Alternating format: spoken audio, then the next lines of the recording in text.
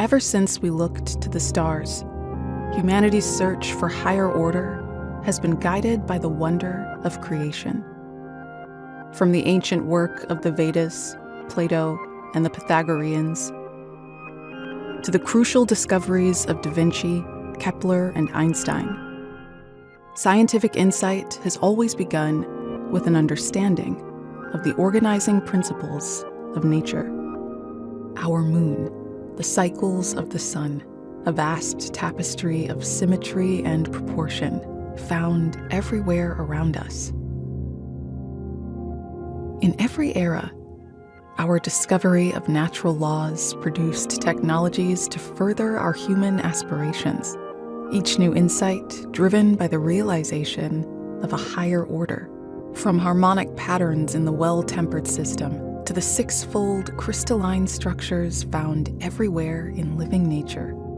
These discovered laws and principles are, in fact, the keys to our own survival, expressed in science, medicine, music, art, social and political organization.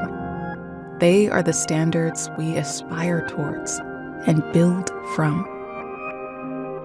When we discover and activate these laws, we align our efforts with the universal principle of evolution towards greater beauty and order. When we ignore them, we descend into chaos. We are raising the sickest generation of children to ever walk the earth. At the age of 4, he was completely nonverbal, no eye contact. I was told he had an IQ of 50. I got a call from the emergency room in Santa Monica that he was walking down the street nude. I have more than one friend whose child has had leukemia. I have friends who have never spoken a word to their children who are now becoming teenagers. I was very, very sick. I was all gray, and they told me I was dying.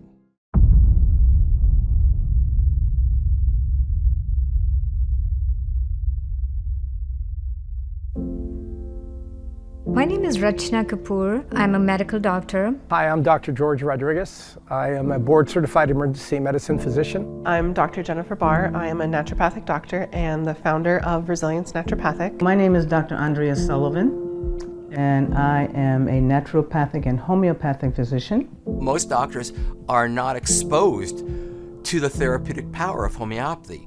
But when you've seen it firsthand, mitigate someone's symptoms within sometimes seconds or minutes. They come to homeopathy because of direct experience, that in their own lives or in their own family lives, they have had experiences with conditions that could not be treated, could not be managed well, could not even be understood through conventional methodologies. And for the most part, those physicians are now practitioners of homeopathic medicine. I was incidentally diagnosed with a mesenteric mass. My children at that point were still very young. It was obviously very, very scary for me at that time. So I found a really seasoned surgeon at Johns Hopkins. He actually ended up resecting not just the mass, but also did a segmental bowel resection, meaning he took out 1.5 feet of my intestines. The surgery went well, but my life after that was never the same. It was actually a case of poison ivy, poison oak that I got on a hike, and I had a bad reaction to it. And then after that, I developed sort of an immunological response, and I was diagnosed with plaque psoriasis. I subsequently developed diffuse arthritis, and as a result, I had severe pain in all of my joints. I'm a surfer, I couldn't push up to surf. It was rather debilitating because I couldn't do a lot of the things that I loved. I was tired all the time. I had a face full of acne. I was only 28, 29, 30 years old, and I was 30 pounds overweight. And I was troubled and plagued with sore throats almost every year. I was getting into my late 20s, and it was on my mind about whether or not I could have children.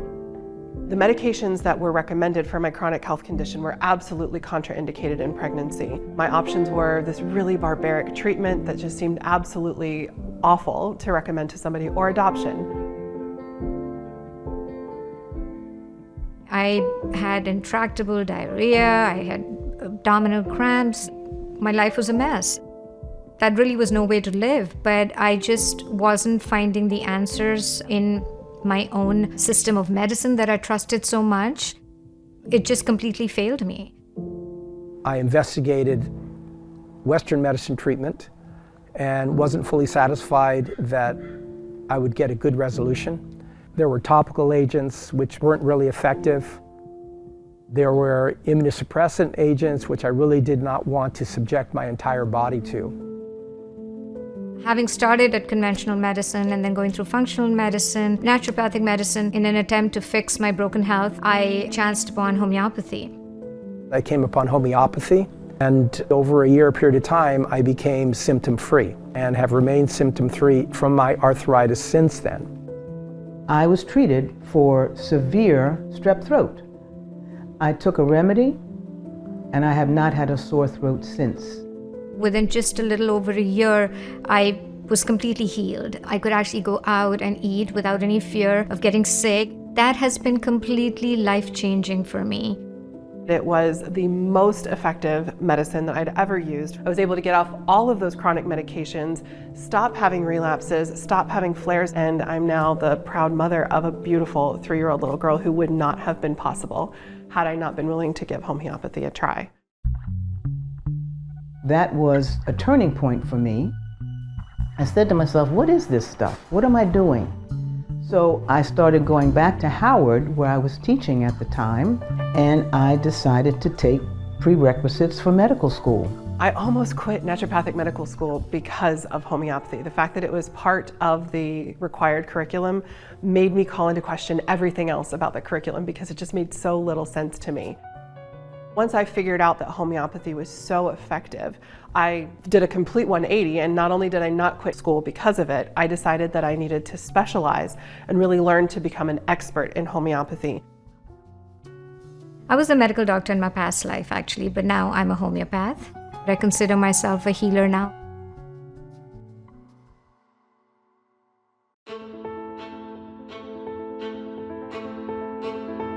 It has been used throughout the world for more than 2 centuries, championed at the highest levels of society.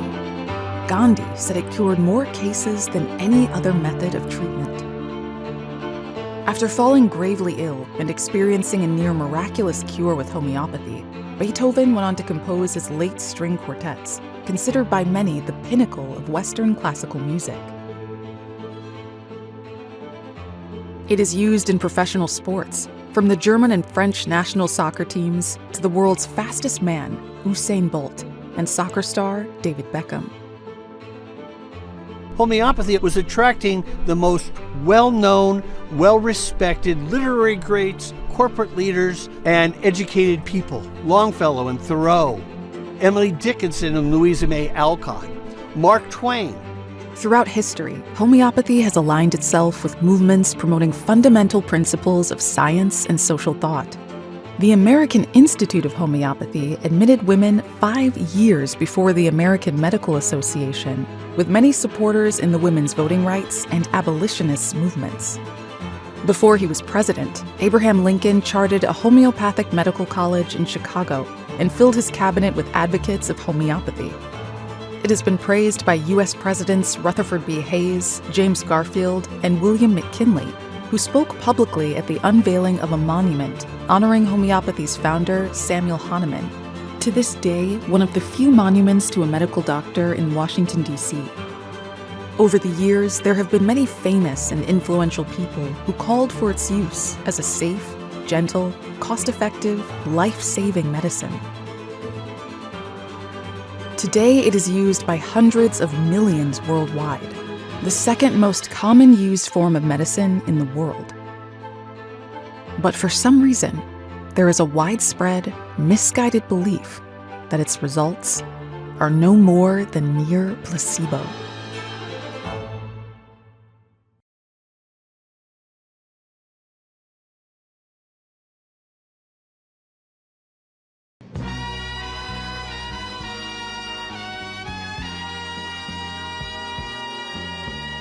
We have been talking about holistic health for people.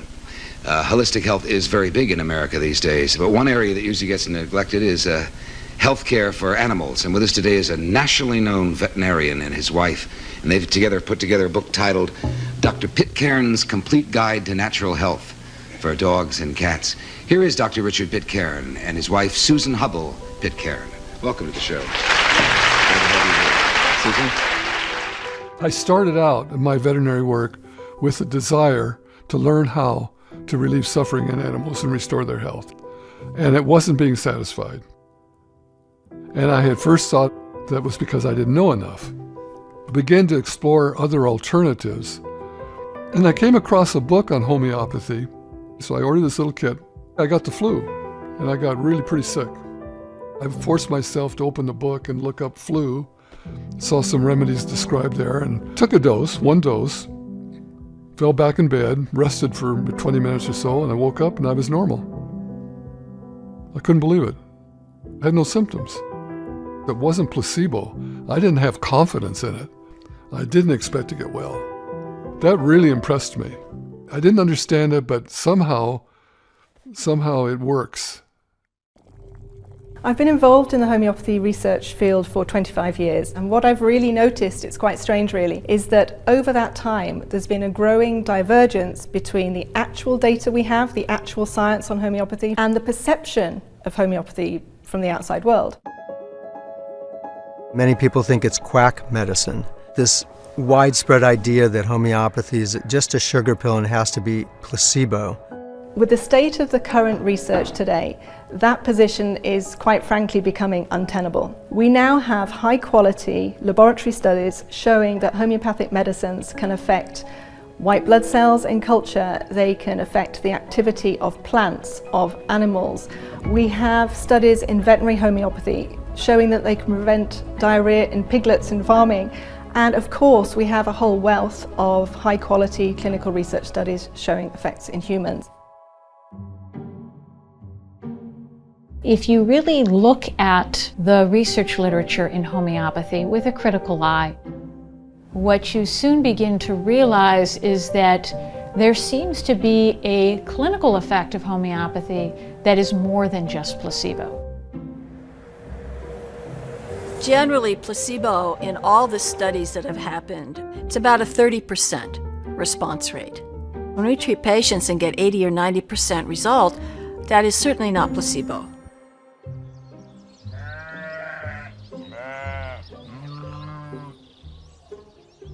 Animals often don't even know I've put it in the trough. They don't necessarily see me take something out of my pocket and put it in the trough in the way that if you gave a tablet to a human, you might go, oh, someone's looking after me, taking care of me, that's great, makes me feel better. I'm putting some remedy in the trough and I don't get any cases of ORF. I know it works, so I'm going to carry on using it.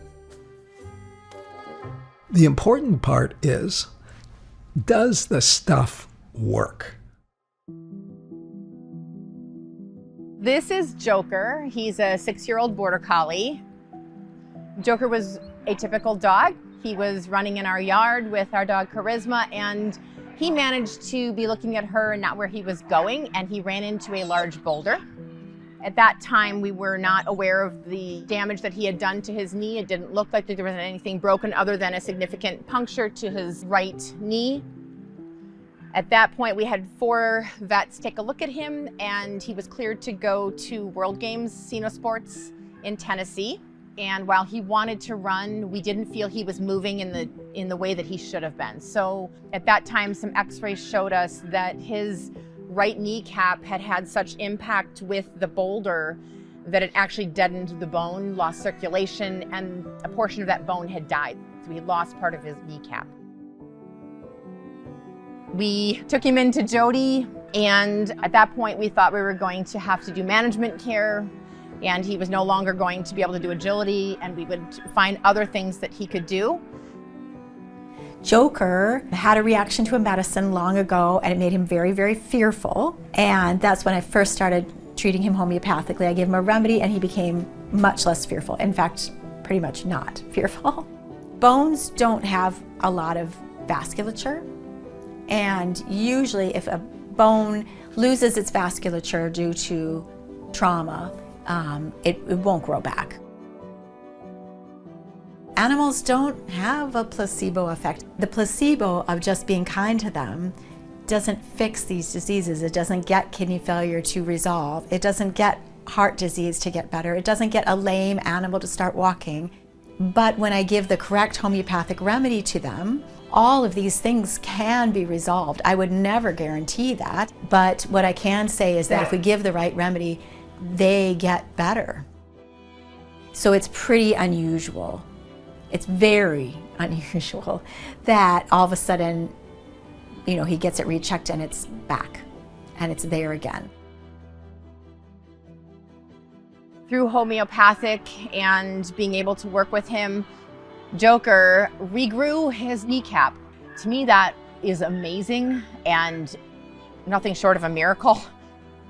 He, since then, has made the world team with my daughter and the junior team twice, and he was competing last year in Finland as well and took fourth.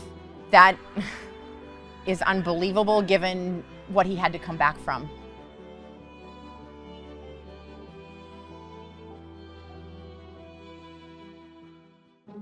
At a time when we need individualized medicine more than ever, homeopathy presents a solution with the potential to change the lives of millions.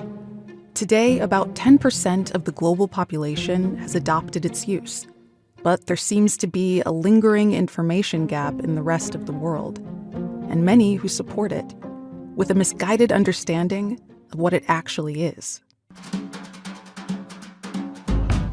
Homeopathy. Apathy. Homeopathy. Homeopathy? Apathy. I have never heard of it. Is it like holistic medicine? Like an herbal medicine? I mean, I know what a homeopath is. Isn't that like almost like an herbalist? Like natural medicine? Is that what it is? I have not heard much about homeopathic medicine. Mr. Softy's right there. Is it like holistic medicine? Like an herbal medicine? A more natural method? Do I sound really dumb on a documentary? So I'm new to Philly, so I don't know the area well. Who's Samuel Hahnemann?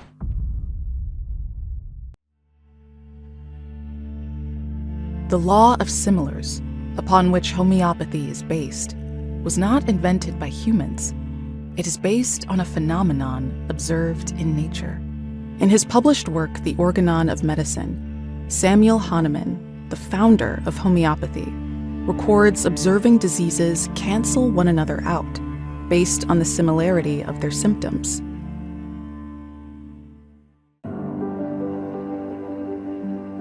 Homeopathic medicine is a system of medicine that's been around for more than 2 centuries.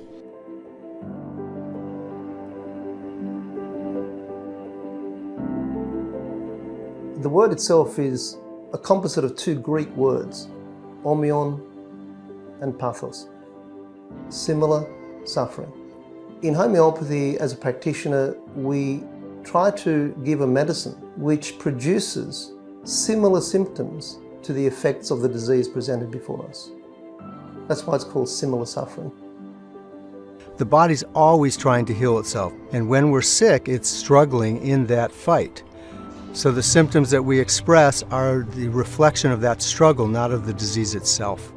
This principle of similars, when you stimulate with a substance that produces a similar state to their illness, the response is healing, not suppression.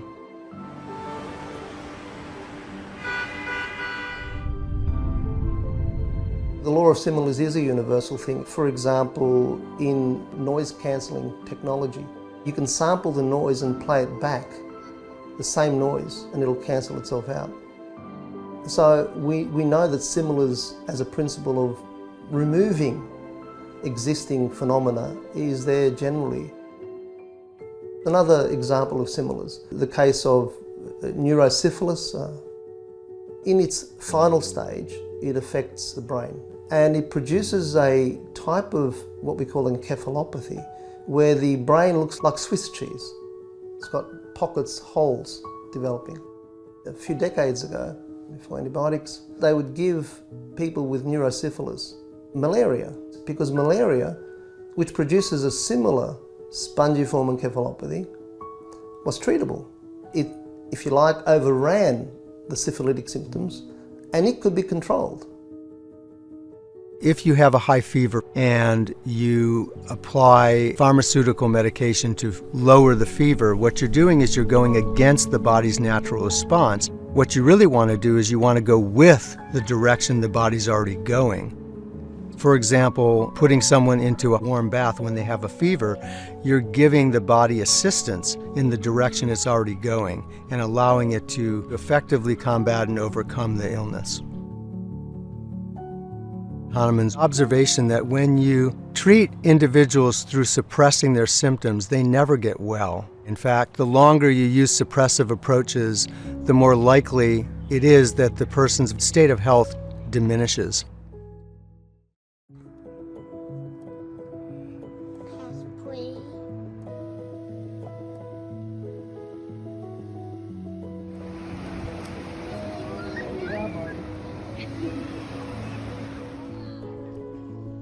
I was pregnant with Anahea when I lost my mom unexpectedly. A few years later, we lost Alex's father. And actually, that was right after Kaleo was diagnosed with autism. Between her mom passing and my dad passing and COVID and the deployment and all that stuff. Especially with him gone, as a firefighter, it was definitely hard. You definitely need a lot of help. He never, ever slept well from the moment he was born. He was up every few hours.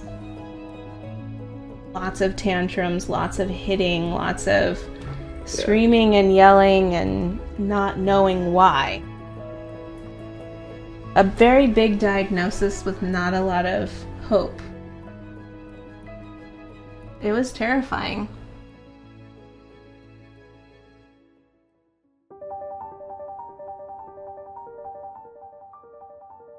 The vital force, the force within us that orders, balances, and heals. We were all born with the ability to heal ourselves.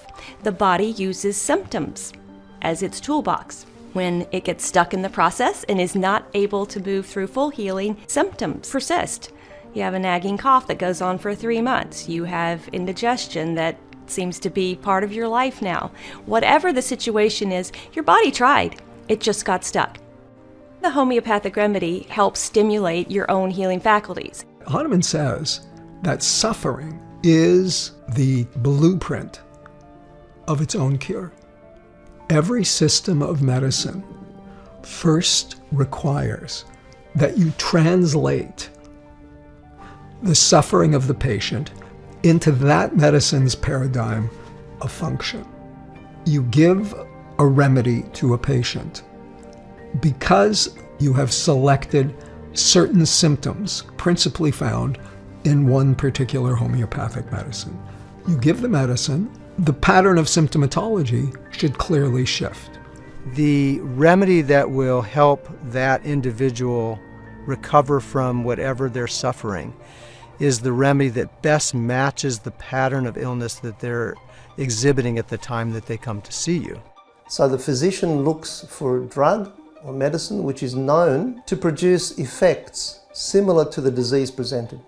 When we give a dose of that drug, it improves the symptoms. That's the whole basis of homeopathy. The beauty of homeopathy is that instead of trying to overpower its natural healing responses with strong, potent, sometimes toxic medicines, we give very gentle, safe medicines which simply provide the appropriate information or stimulus for the body to heal itself.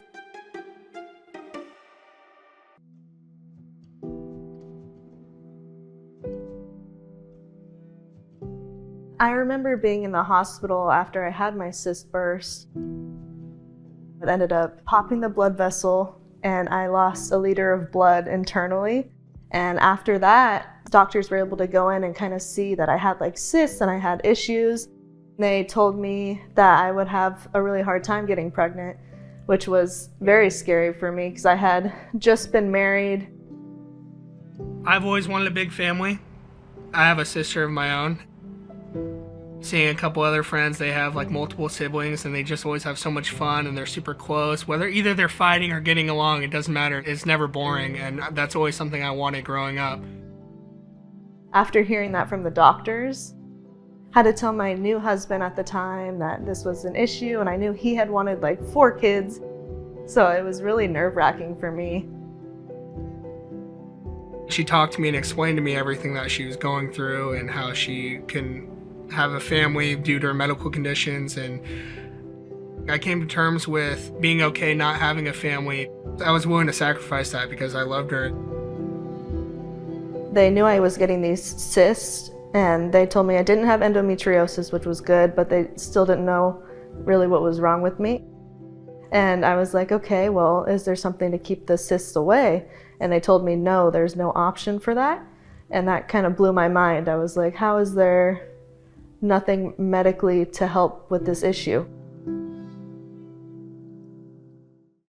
Now, there's nothing wrong particularly with the allopathic model, but when it comes to chronic problems, and especially chronic problems for which they don't have particularly effective treatments, it kind of falls apart. Clearly, conventional medicine has its place addressing, serious injuries, serious trauma, surgical issues, and sometimes life-threatening conditions.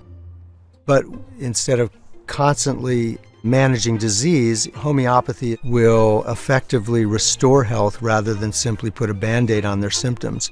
Conventional medicine is institutionalized. 60% of the people benefited from this medicine, so we're going to give it to everybody. And in homeopathy, it's the polar opposite. It's individualized. Every individual is different. Our genetics are similar, but they are not the same. Our environment is similar, but is not the same. And our experiences in life, including physical and emotional, were not the same.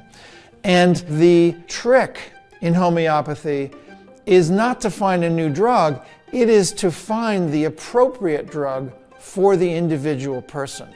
The art of homeopathy is actually selecting the homeopathic medicine that will provide the greatest healing for the individual patient.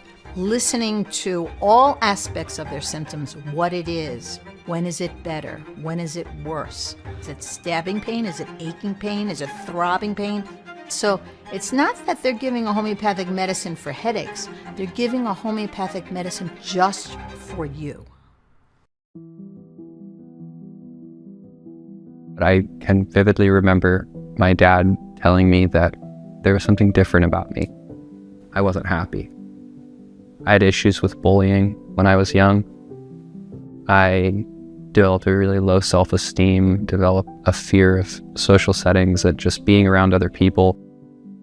At the age of like 11 or 12, I started building these pathways in my brain where I would escape through, whether it was imagination or physical activity, going up, biking my heart out, skating my heart out for like hours. I was escaping what was going on the inside and how I was feeling. So I found drugs and alcohol when I was 13 years old. I remember smoking pot for the first time and thinking, I'll be able to live. Everything will be okay.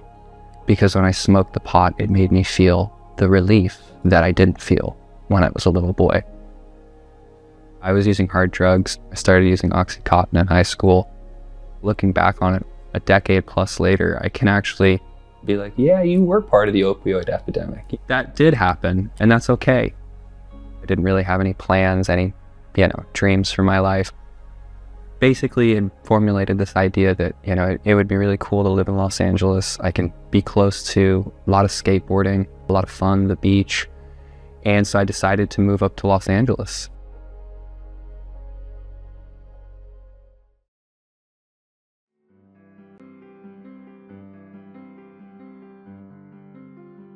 These are my original dog tags with a P38, a canister.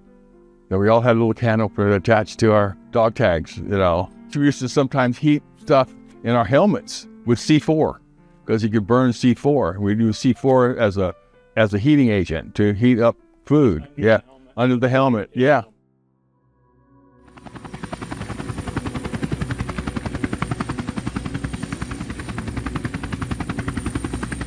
1967, 68, I was drafted to Vietnam. I was in 9th Infantry Platoon. We were over with 289 guys.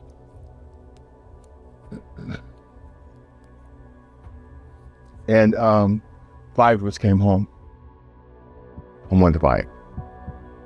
And that weighed a lot on me.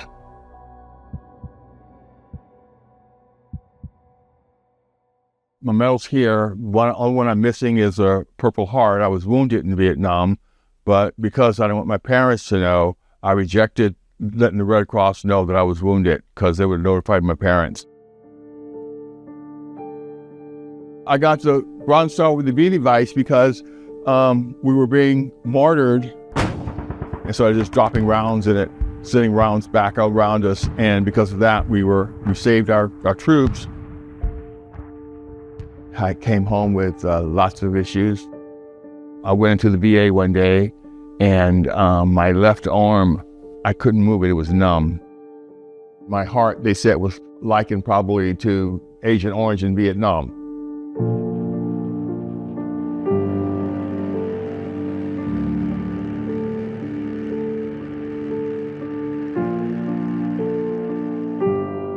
I'm serious when I tell you this. I mean, I was sick and they told me I was dying.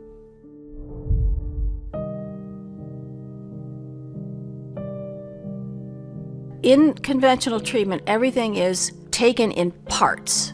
You have a doctor for your stomach, a doctor for your heart, a doctor for your kidneys. Even though they understand it's part in the whole body, they're treating as a priority that organ in itself. Whereas in homeopathy, we understand that every part is so integrated with every other part, you cannot separate them.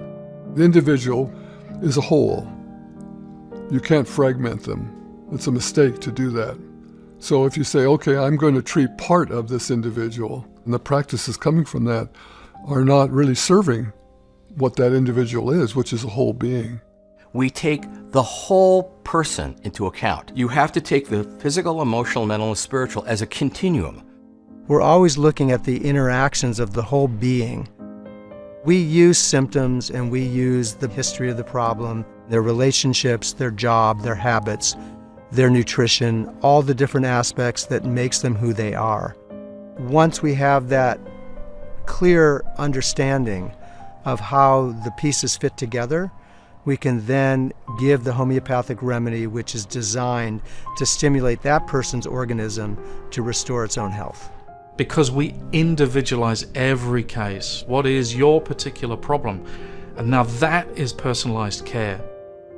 You know, I think people are thirsty for having someone not just listen, but try to understand the root causes of what their condition is. Then they have an opportunity to really have a radical change in their health.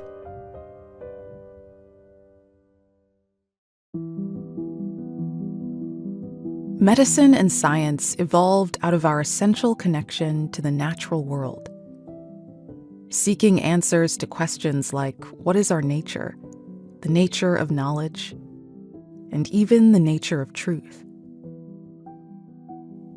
Western medicine, from its roots in Greece and Rome, grew out of debates between the original rational and the empirical schools of medical thought, two fundamentally distinct philosophies.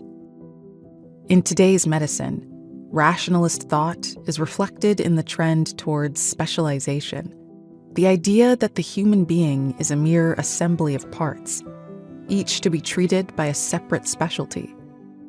Holistic medicine, treating the person as a whole, is a fundamental outgrowth of the empiricist tradition, approaching health and disease through the interconnection of all life and the needs of each unique individual.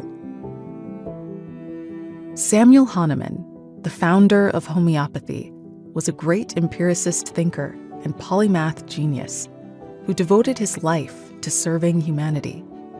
Born in the picturesque town of Meissen, Germany in 1755, the young Hahnemann was a brilliant student, at just 12 years old, actually teaching his peers, not just in his native German, but in the Greek language.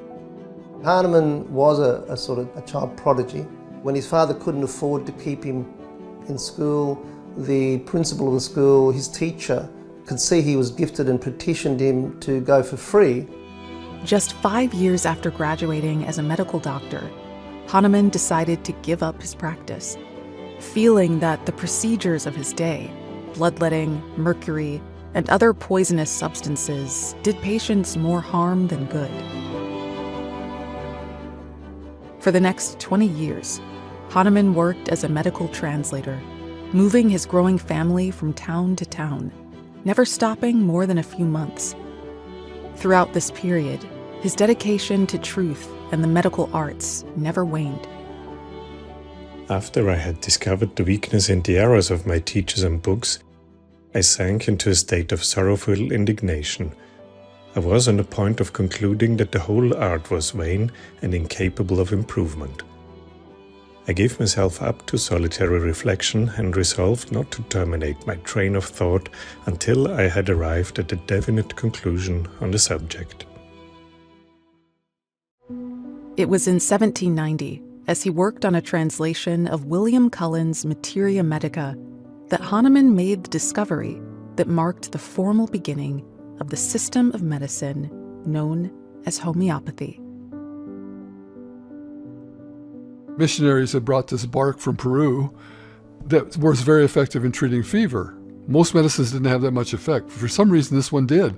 It was a question of why. When he was translating this book, in this book said, "Oh, it's because it's a bitter substance." And Hahnemann writes, this can't be the explanation because there's other herbs more bitter and they don't have any effect. And he did something which no one else had done before him. He methodically experimented taking Peruvian bark in the therapeutic dose, but a small therapeutic dose, and he records the effects. My feet and fingertips at first became cold. I became languid and drowsy. All the symptoms usually associated with intermittent fever appeared in succession. I discontinued the medicine and I was once more in good health. And in his translation, he puts a footnote in the German to say that perhaps a similars principle, which had been observed in medicine since Hippocrates, was at play. Hahnemann surmised that the medical effect of the bitter preparation he tested on himself had nothing to do with its bitterness, but to the canceling principle of similars, which had been observed but never subjected to rigorous scientific investigation until then. What he then did, he set about for 6 years experimenting with other drugs.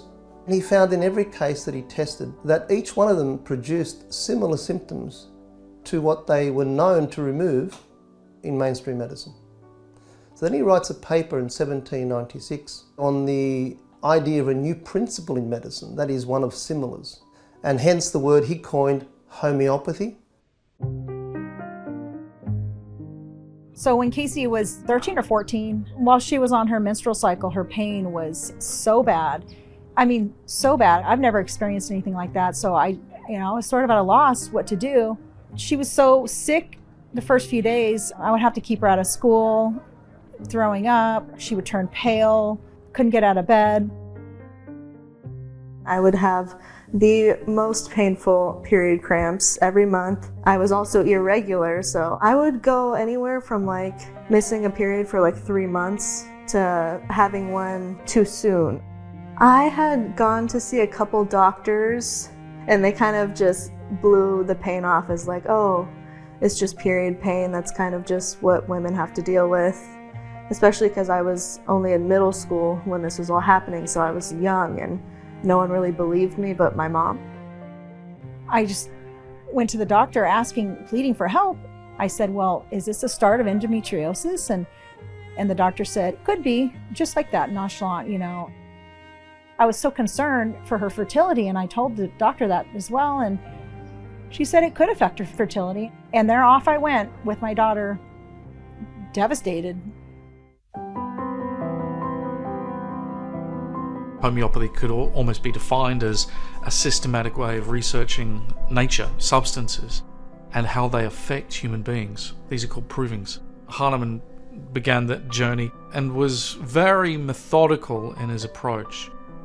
Those experiments have been continuing through to today. So proving is a methodical drug trial of a substance on a human physiology. What it is testing substances to see what they will do in a healthy person or animal, if it were done in an animal. So we know how to match the remedy to the natural symptoms. It is interesting to note that the first double-blind mass placebo study ever done was conducted by homeopaths in 1885, 40 years before it was adopted into conventional medicine. So the gold standard of medical testing actually emerged from homeopathic practices.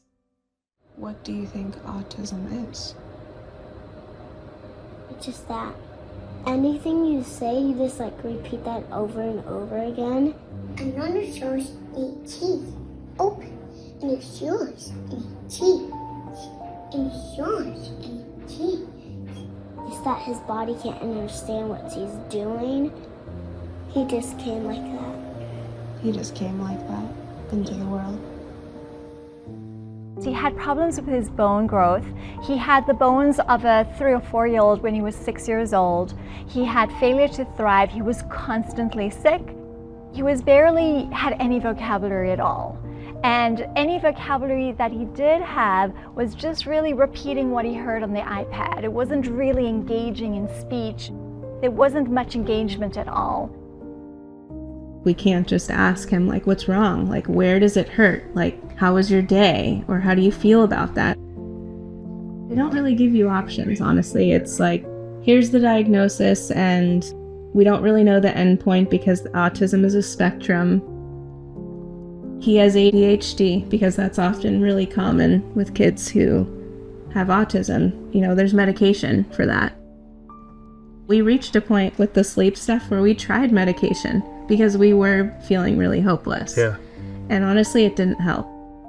When it didn't help, they said, well, there are other options, but basically it wasn't going to solve all of the sleep issues. It just might help. It was pretty hopeless.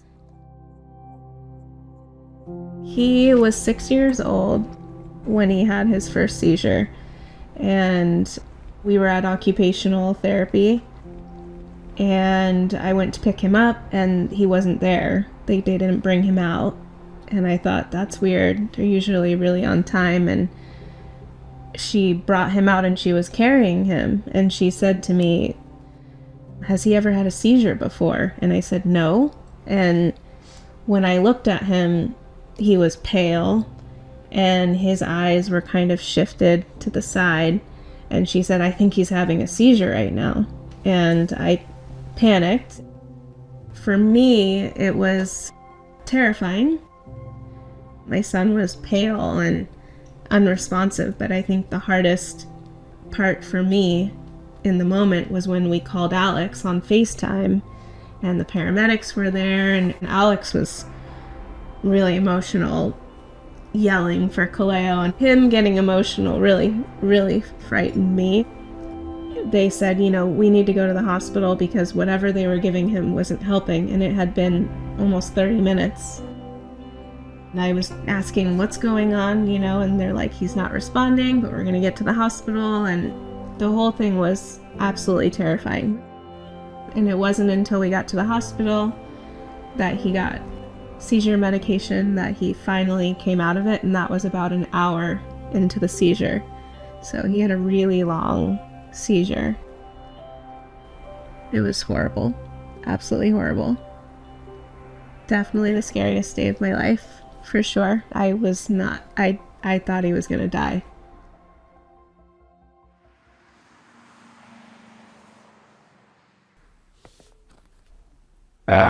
Well, I forgot about some of these. We had a dog in Vietnam called Pele. He used to go on missions with us. This is Michael Raspberry. He was from Oklahoma, and he was very prejudiced when I met him. He came to visit me and my family. We were on leave. He told my parents that he apologized for being prejudiced. That shocked me. Of course, he passed away in my arms in Vietnam.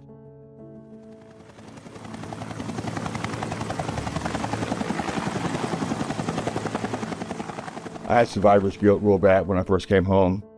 Drugs and alcohol. Thought I was keeping it a secret. But my mom knew, she knew. But she didn't pressure me or push me or anything. She just let it be, and then finally I got help from the VA. In 1994, I was not feeling well. They took tests for me, of me and all that kind of stuff. One doctor came in and said that he was referring me to another doctor because he didn't want to treat me because I was positive. This medicine that they were giving me for HIV was so toxic to me, I got kidney stones 3 times.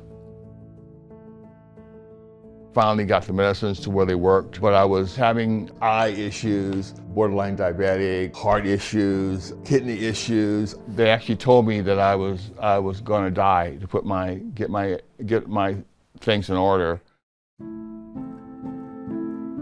I was walking with a cane and I was all gray and, you know, barely could move, barely could actually think, really.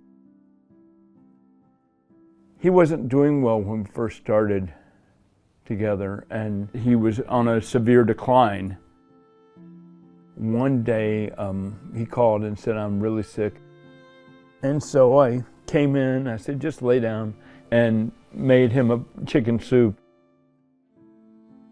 which in my parlance is care and love.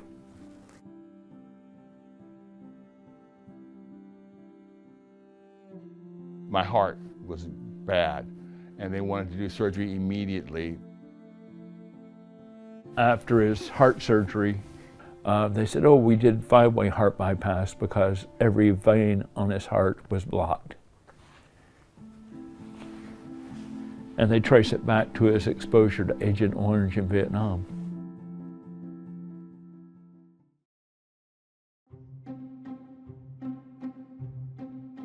Sometimes, the most powerful evidence for a treatment doesn't come from medical research, but comes from history. And in America and throughout the world, homeopathy in the 19th century became very popular for one reason. Over the years, homeopathy has shown great success in the treatment and prevention of epidemics. Large-scale incidents that claimed thousands of lives, like typhus in 1813, cholera in 1831, and the Great Influenza pandemic of 1918, saw mortality rates many times higher for conventional patients than those under homeopathic care. And there are numerous instances throughout history where homeopathic treatment has been especially successful in lowering the mortality rate and saving millions of lives. Perhaps the most notable 20th century application on a large scale took place in Cuba, where in 2007, 2.4 million people were given homeopathic treatment in anticipation of the annual, deadly leptospirosis season. We were facing an epidemic, a dangerous epidemic in a region of Cuba, and then we used homeopathic remedies to treat 2.4 million people. We were running against time, and we didn't have any other conventional alternative to face this epidemic. So we choose the homeopathic remedies because it can be prepared very fast and can be distributed very fast as well.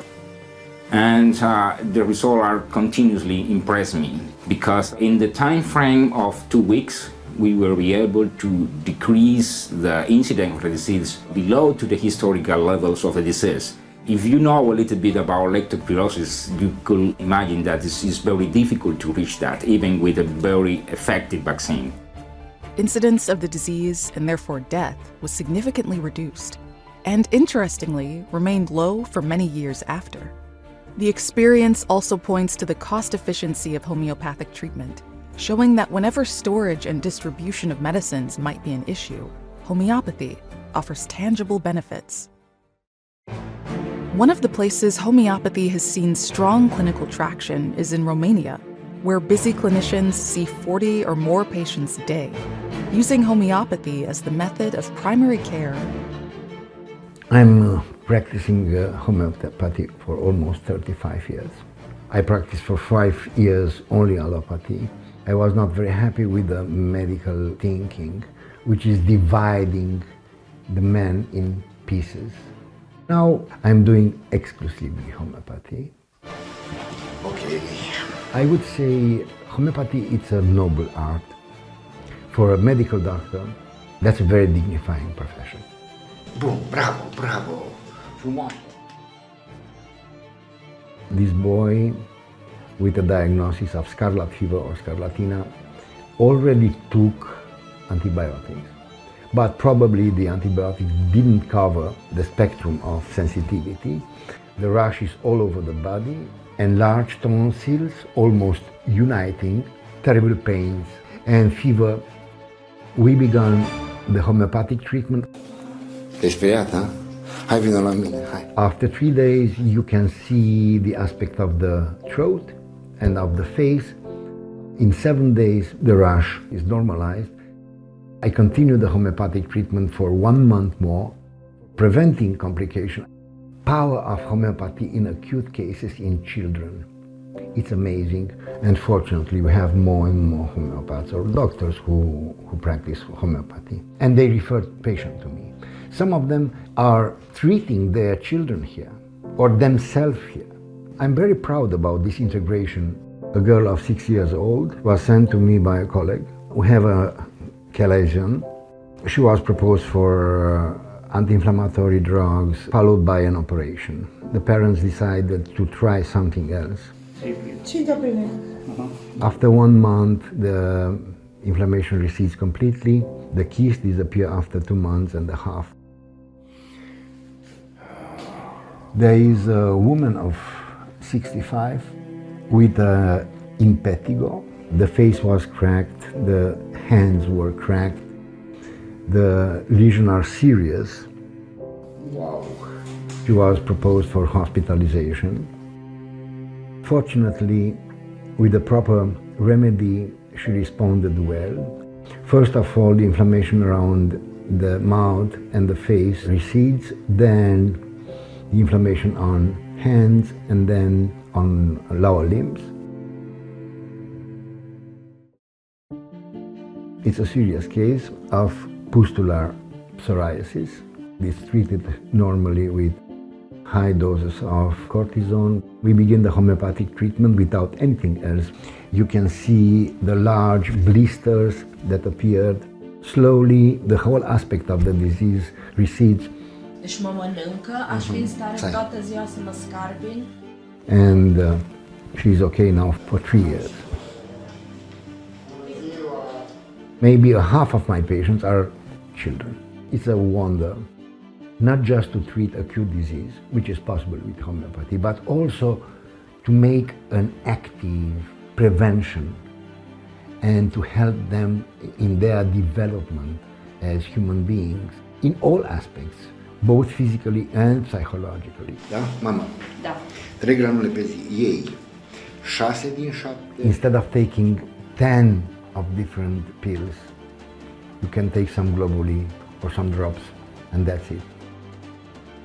Mai aveți rețeta de acum 5 ani? O să vă zic, pulsatila CH2. Normally I see from 20 to 40 consultations a day. I think in these years of practice I saw maybe 250,000 patients.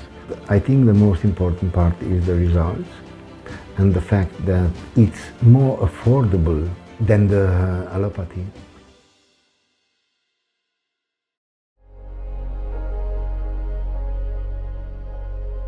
I think that a large part of me wanted to leave my drug addiction behind in San Diego, and I was not able to do that.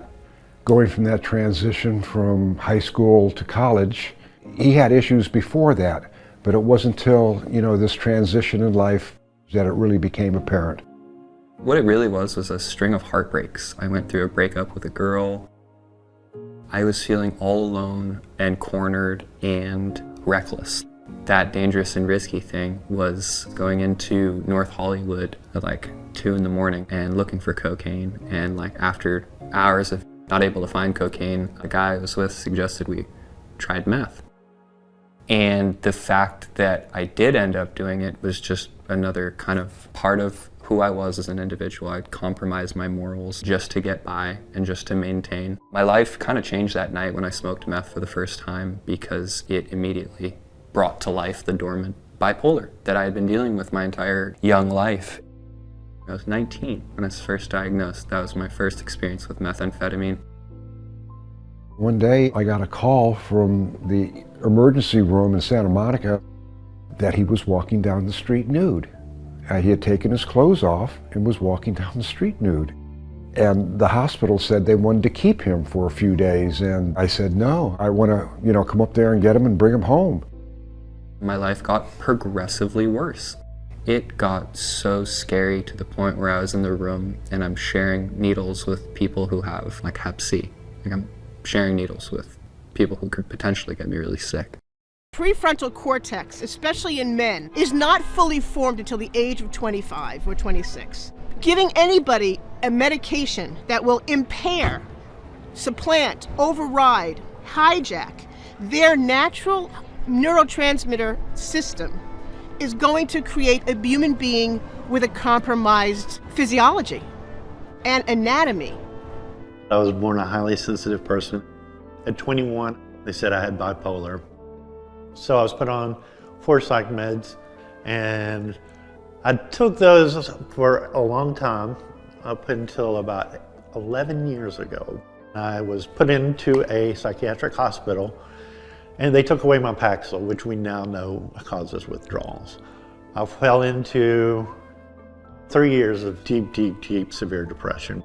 I circulated through 7 hospitalizations in psychiatry. They couldn't figure out what was wrong. Greg had been suffering with depression, primarily, and had been given many medications over the years. So his first institutionalization was at the age of 21. We meet him today at 48 years old. From the very beginning, Greg was anxious, hesitant, very common. It's traumatic to go through a circumstance where you don't have any sovereignty and you can't make decisions for yourself and you're under the effect of being medicated. Greg was like that. We were looking for answers right and left, and we were going to the mental health system hard. We were saying what we were told. This is bipolar. That's what we had accepted. Something was wrong with me. Basically, I was hijacked by the mental health system. I find that's the problem with the healthcare system, is that people are not trying to do anything wrong. They're trying to do what's right. They're trying to get better. We just don't understand the side effects. It's a noble pursuit to want to get off these drugs. But if you don't do it in a way that supports the body and all the things that were suppressed and all the things that didn't have a chance to fully form, it's only part of the picture. What's beautiful about homeopathy is we don't need them to come off the medication in order for the remedies to have effectiveness. I was never suicidal. It's not part of my personality. But I did lose capacity to live life again. I started doing ECTs, or shock therapy. Homeopathy saved me from a lot of things. I would be homeless without homeopathy. It saved my life. I had realized lifelong issues of my trauma. It was a flash that I understood everything when I got off the benzodiazepine. I did not understand who I was, and homeopathy has given me my identity back. The thing that I'm asked most often about homeopathy is, does it really work? People say it to me like, you can tell me, off the record. And it does make me laugh because, yes, it works. I've been involved in the homeopathy research field for 25 years. We've got more and more data, and yet the topic seems to be more and more controversial. There's a myth out there that there's no high-quality research in homeopathy, and in fact, it's completely the opposite. To me, it's remarkable that skeptics commonly say that there is no research on homeopathic medicine. The government of Switzerland, they determined that there was a significant body of evidence that homeopathic medicines worked, and also that the homeopathic medicines have very specific physiological effects. Using the same type of research techniques that you use to test pharmaceutical drugs. We have real-world effectiveness studies, as they're called, where we track thousands of patients through their normal treatment, having homeopathy and comparing it with conventional medicine. The rigorous, double-blind, placebo-controlled clinical trials that are considered gold standard for testing pharmaceutical drugs. My experience is that these skeptics have not reviewed the studies that have been conducted. One of the studies that I helped conduct was homeopathic treatment of fibromyalgia. And this was a double-blind, placebo-controlled trial that spanned the course of a year. We found that homeopathy was significantly beneficial. This is an older study from 2005, but it was published in Chest, which is a very reputable conventional medical journal. It was a study of patients in the intensive care unit who were on a ventilator. The authors randomized half of them to receive a homeopathic medicine, and the patients who received the homeopathic medicine had a significantly shorter time weaning from the ventilator and a shorter intensive care unit stay. There was a very recent study just done in France. It covers 98,000 women who'd had a mastectomy for non-metastatic breast cancer. And what they found was that the women who used homeopathic medicines as well as conventional oncology had fewer side effects. What they could see was that homeopathic medicines were really making these women better able to tolerate their conventional cancer care and therefore have better quality of life.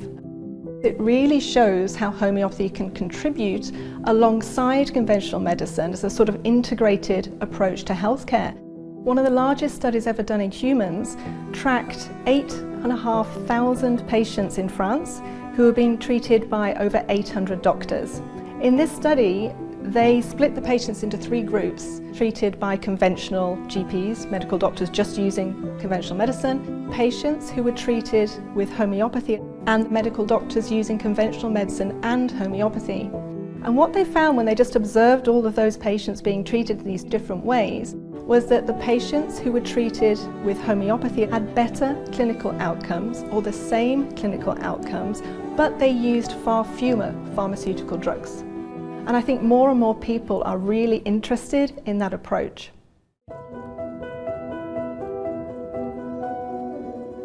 I became chronically sick.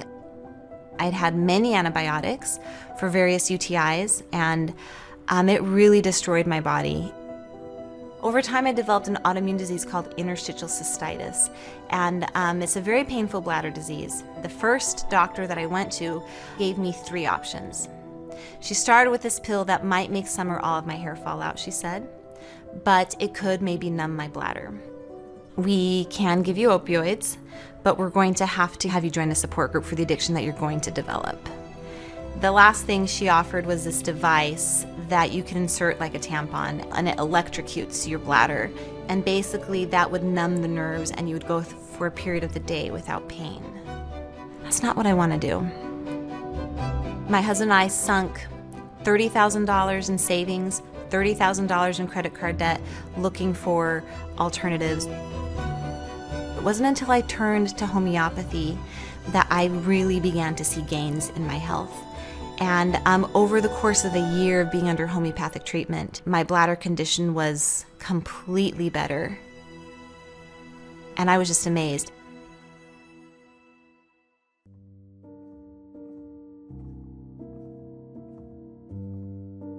Lily first came to see me for help with her son Kaleo, who was having severe seizures that could last up to an hour long at a time.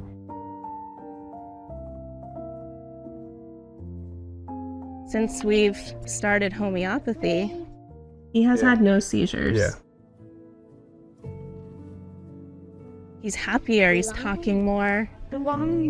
He's making more connections with people. His teachers, when we started homeopathy, they said, whatever you're doing, keep doing that. Because he's having amazing days at school. In the last couple of months especially, we've seen mostly his purposeful movements or purposeful speech more than anything really make progress. And that is something that's been, a dramatic change since last year. Repeat after me. It Is sunny. Sunny. He's always showing us more than we've taught him, which is inspiring and helps us to craft his education and just push him farther every day. What would you like me to draw? Weather vane flamingo. A weather vane with a flamingo. big flamingo or a little flamingo? Big flamingo. A big one? Is it on a house or a barn? Barn. A barn. There we go. Draw in the sun. There's a sun? Where does the sun go? Right here, sun. A big sun? Okay. Right here, weathering sun.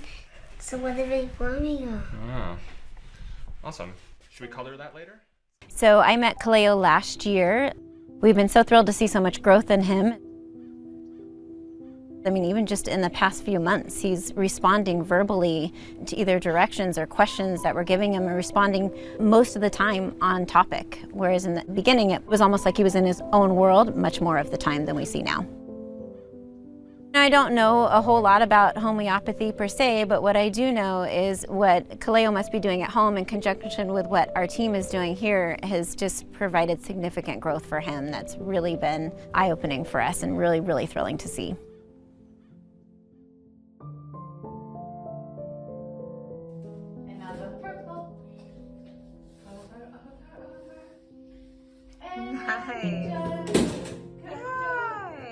Initially, when we first started therapy, Kaleo's inability to follow commands and follow through on just simple directions was difficult. He really would not engage in anything where his feet were off the ground. He displayed huge gravitational insecurity, so he would very quickly go into fight or flight, and he would be in a dysregulated state, and you would have a huge meltdown.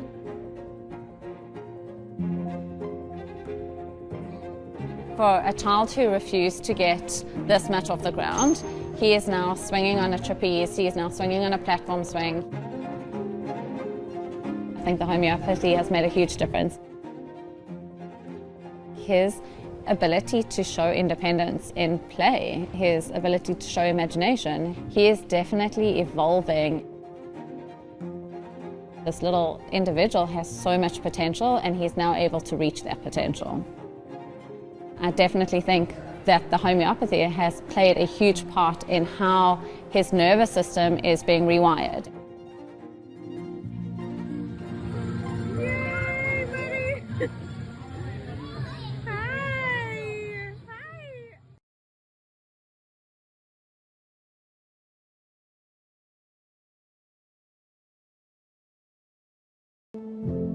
While scientific research strongly backs homeopathy's effectiveness in a clinical setting, most challenges to its widespread acceptance come from the fact that the application of homeopathic medicines operates outside of Western medicine's established biochemical-based understanding of the human body. And that science and technology are still catching up to the point where they have the tools to visualize the physics in the mechanism of action of homeopathic remedies. The result is that many families with real need still don't know that it can offer hope. People seem to think that if you're a serious scientist, you don't believe in homeopathy. But we have Nobel laureates like Professor Luc Montagnier, Professor Brian Josephson, who really the top minds of their generation, and they are saying absolutely homeopathy works. When we look at traditions like homeopathy, they fall out of favor with mainstream research because they're still looking at things from a very rudimentary biochemical point of view. Somewhere between 1812 and 1814, Hahnemann was using more material doses of medicines for his practice, but there could be powerful aggravations of sensitive patients before they got well, and he wanted to avoid that. Then he began to experiment with diluted doses, a fraction of a drop. By about 1814, he's talking about his diluting and shaking of a remedy. Instead of being weakening, it's strengthening, potentization. That the more he developed the shaking and grinding, the more powerful the effect of the remedy. He felt that the friction and dilution released a medicinal energy that was before that unknown. That's weird. At the time, no one was thinking of quantum mechanics or quantum physics, but perhaps that's actually what explains what makes these homeopathic medicines so valuable.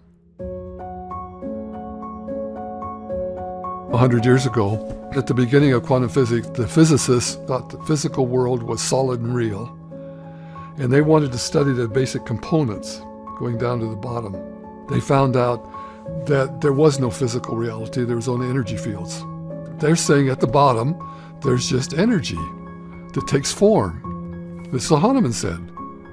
The allopathic system really doesn't accept the principles of quantum physics, the idea that there's energetic configurations behind everything physical.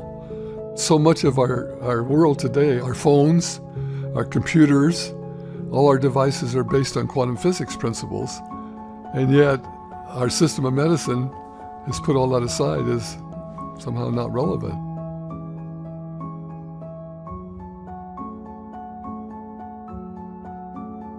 It seems to be the general view among scientists that homeopathy is impossible because it's just water, but water can have a structure. It's a collection of atoms or molecules arranged in particular ways, so water could have an influence, and it would be important to research that. Dr. Luc Montagnier won the Nobel Prize for outstanding discoveries in the field of medicine, and later dedicated himself to pioneering research into what has been termed the memory of water. It started when Montagnier made a puzzling observation in the study of bacteria often found alongside the HIV virus. After preparing a pure culture of the bacteria, he carefully filtered the container, removing all traces of the bacteria and its DNA, leaving a sterile liquid filtrate, which he tested using PCR technology to confirm no trace of the original bacteria or its DNA. He then poured the sterile filtrate into a fresh culture of peptides, which, to his surprise, assembled a DNA sequence 99% identical to the original. Montagnier hypothesized that this liquid filtrate contained some sort of undetectable information carrier. The term water memory appeared following the research of Jacques Benveniste, where they saw some effects of homeopathy, so high dilutions of water. And so the French journalists coined this term memory of water.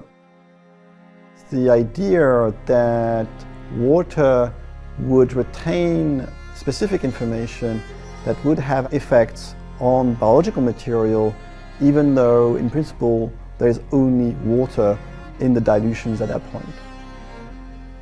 I came across water memory many years ago, but got to be quite controversial.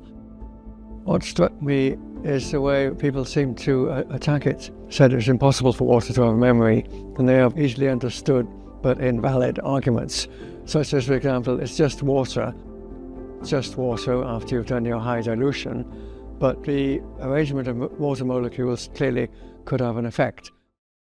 Hoping to discover the source of his findings, Montagnier prepared the same sterile dilution, a process remarkably similar to the preparation of homeopathic medicines. A test tube of the prepared filtrate was then placed inside a wire coil receiver, which detected minute electrical signals emanating from the vial. Remarkably, Montagnier noticed that if a second test tube of peptides was placed near the original diluted solution, it would again produce a copy of the bacterial DNA simply by being in proximity to the electrical signals. Not only matter, but also waves are used to transmit information.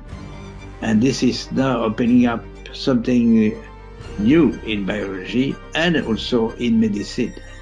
Beyond opening a window for how we can begin to understand the mechanism of action in homeopathic medicines, Montagnier's research helps visualize the beginnings of how frequency and electromagnetic fields play into our microbiology. Another significant body of work is the work of Dr. Stephen Cartwright. We've now got to the point after sort of 6 years of research in developing this system that if you brought two samples to me, one which was just ordinary water and one which was serially diluted in succussed solution, we could tell the difference between those two samples. There is definitely something in the diluted and succussed solutions that isn't present in simple control water. And whatever that is, I mean, well, let's call it X because we don't know what it is as yet, but that X is responsible for the therapeutic activity of potencies. there is clearly some kind of electromagnetic component to those homeopathic potencies. There's a place for targeted biomedicine that works with the chemical aspect of the body. But that doesn't mean we need to leave out all of these traditions and practices like homeopathy that have understood the role of working with the energy of the body. Because when you change the energy, you change the blood chemistry and you change the trajectory of health. We just did a clinic up in northern Minnesota. The grandmother comes, she said, my grandson has eczema, he's 6 months old, on his face, all over his body, and the doctor said to just give him bleach baths, which, I mean, I can't tell you, that went to my core. She brought him in, he had these little mitts on because he kept scratching, it was super itchy, and so we gave him a remedy. The next day, the mom sent pictures of his face. And his face totally cleared up, like overnight. It was amazing. I've never seen a physical change that quickly.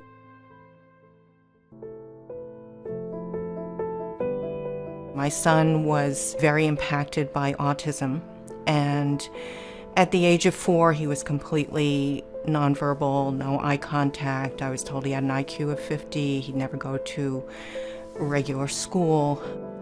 The school psychologist told me at this age, if he's not on medication, he's going to end up in restraints. So I went to a homeopath looking for an alternative to medication because the kids in his class who are on medication had become what I call zombified. They were, really out of it. I was in shock by the results with homeopathy. I had stopped using an alarm months before because he would wake up screaming every morning and the bed would be wet. And after the second dose of the homeopathic remedy, I woke up and the house was quiet. And I thought, oh my God, he's dead. I ran to his room and there he was sitting up smiling. The bed was dry. And he said, "Good morning, Mommy." And I was like, for something like that to happen to your child at the age of 9, it's amazing. And I have to say, for the first 6 months, I was like, I don't want to jinx this, so I hardly talked about it. But then I went for the midterm parent-teacher meetings, and they said to me, "We think he should be reevaluated because we don't think he belongs in the autism program anymore." And he was moved into general ed. I want to be an NBA player when I grow up. I want to be drafted.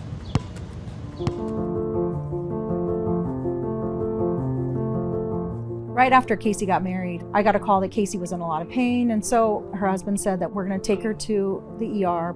They didn't know what was wrong, so they thought it was appendix. I honestly thought maybe it's a cyst, just because I know Casey's past problems. And so when they did the CAT scan, sure enough, it was a cyst that burst. It was on her ovary, and I said, "Well, did you save her ovaries? Is she going to be able to have children?" And she said, "It may be hard to get pregnant." That's where I started diving deep into what else is there out there? What could we try? She always wanted a big family. That's something that she always had dreamed of. And, having a diagnosis of both PCOS and thyroid conditions can be an inhibiting factor in that regard. So Gabrielle really helped me with homeopathy to regulate things and get more in a flow of normality when it came to just the menstrual cycle in general. We started with my thyroid problem. That plays an important role in fertility. Once I got my thyroid levels in check, we went more into the cyst problem. And then with the pain, that was like, there would be months where I would feel like no pain at all, which is amazing. It's amazing.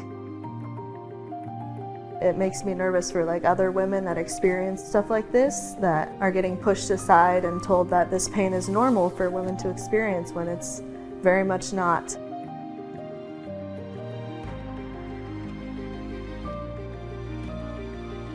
My homeopath has been giving me different remedies to keep all my cysts at bay. I think that's been the main aspect for my fertility issues.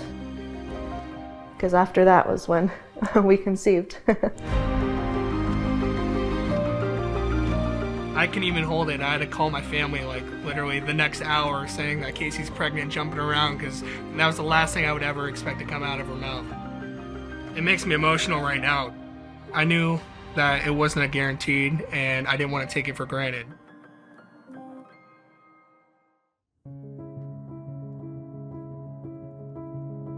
If we have so many people using homeopathy, then should we not invest some brain power into really figuring out what is happening there for their health?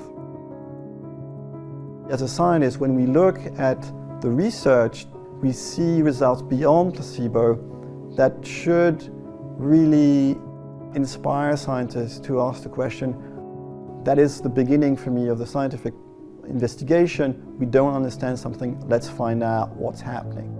One of the most exciting research studies I saw recently was actually where they've started to explore homeopathic medicines on strawberry crops. And what they found there was that the homeopathic medicines really improved the quality of the crops. They made them healthier, more resistant to disease.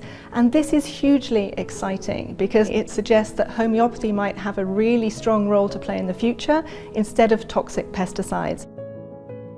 We also have laboratory research done on homeopathic medicines, testing them on cells, on frogs. For example, you can show that if you add a homeopathic medicine to the water, then the metamorphosis of tadpoles changes speed.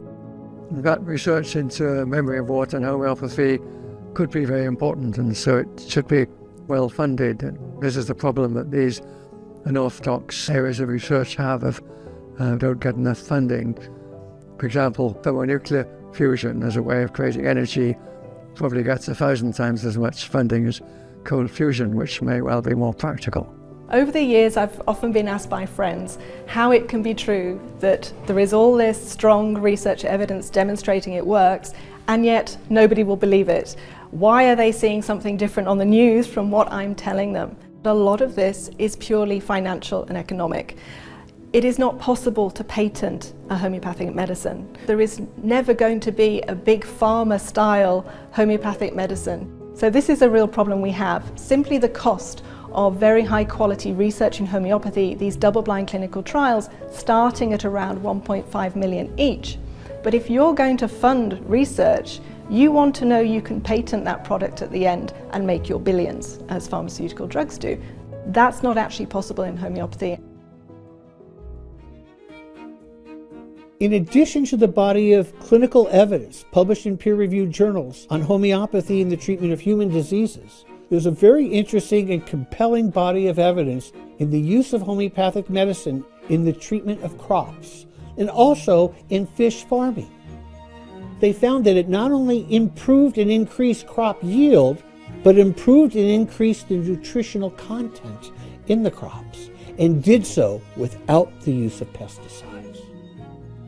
Farmers are looking to homeopathy as a way of reducing the antibiotic needs and thus providing safer and healthier foods. What we commonly notice is that when farmers first start using homeopathy, they can be very keen and the level of homeopathic use goes up and up and up. What we also then notice as they do that is often the need for drugs for crisis management starts to go down because the animals are inherently healthier. We then get a final stage to this process, which is where the use of homeopathy often starts to go down. And I asked the farmer, well, why do you find you're using less homeopathy? He says, Chris, that over the years we found our animals are getting healthier and healthier, and the need for any intervention, be it conventional or homeopathic, becomes less and less and less. They can actually go to the data, they can go to the numbers and say, look, I used to do it this way, and these are the results we get. We've now started incorporating homeopathy, and we got a much better set of results. And they can show you the data, and it's really inspiring to see farmers doing that. I've been an organic farmer for a long time, and having poultry, I was a little bit worried about what we were likely to do if the animals got ill. And having used homeopathy in the children, it was a sort of light bulb moment that said, well, I can use this on the animals as well. And for 2 decades, we didn't use any antibiotics at all in our poultry. Antibiotics have been lifesavers for many, many decades. And in the battle against infectious disease, where bacteria come in and create contamination of a wound or infection within the whole body, then they can make all the difference between that patient living or dying. So they're fantastic as far as it goes. However, bacteria have been around for millions and millions of years, and they're survivors. And so what happens is that the bacteria, they mutate. They mutate and they find ways to be resistant to the chemical that is the antibiotic. And because bacteria multiply so very, very fast, this resistance spreads very, very quickly. When we use antibiotics, it's a necessity. When we use antibiotics on our cows, the milk is discarded without fail, no exceptions. So it's poured down the drain. We find that within the milking system, that the instance of mastitis in farms is always a key problem for any dairy farmer. What we found with farmers who start to use a whole health approach and applying homeopathy intelligently and creatively and with a good methodology, if they do that well, then you'll find that the incidence of mastitis on these sorts of farms tends to go down. This is for many reasons, partly because homeopathy is very, very good at treating the mastitis, and also it's very good at catching it before it becomes a major problem. So we're using these remedies to keep the cows in balance, and Andrew himself will tell you there have been some quite exciting revelations for him.